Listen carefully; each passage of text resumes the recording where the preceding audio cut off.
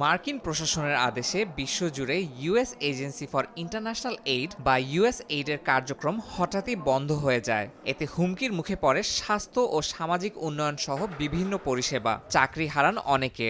ইউএসএইড-এর কার্যক্রম বন্ধ হওয়া নিয়ে যখন ব্যাপক আলোচনা সমালোচনা চলছে, তখনই সংস্থাটি নিয়ে বিস্ফোরক মন্তব্য করলেন মার্কিন সরকারি কর্মদক্ষতা বিভাগ ডিওজিইর প্রধান ইলন মাস্ক। নিজের সামাজিক মাধ্যম এক্সের হ্যান্ডেলে ইউএসএইডকে নিয়ে একাধিক পোস্ট করেন মাস্ক। সেখানে তিনি এটিকে সন্ত্রাসী সংগঠন হিসেবে আখ্যা দেন। অভিযোগ তুলে বলেন, মার্কিন জনগণের ট্যাক্সের টাকা দিয়ে সংস্থাটি জৈব অস্ত্র গবেষণা চালিয়েছে।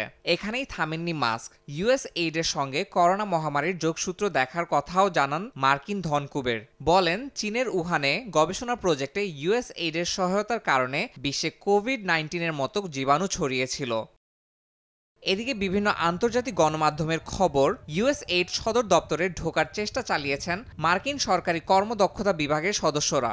সংস্থাটির নিরাপত্তা ব্যবস্থা ও কর্মীদের তথ্য সংগ্রহের চেষ্টা চালিয়েছিলেন তারা। তবে তাদের প্রবেশ করতে দেয়নি ইউএসএইডের কয়েকজন কর্মকর্তা। ওই ঘটনার জেরে সংস্থাটির শীর্ষ 2 নিরাপত্তা কর্মকর্তাকে সাময়িক বরখাস্ত করা হয় বলে জানা গেছে। ইয়াসিন মোহাম্মদ জিসান, সময় সংবাদ।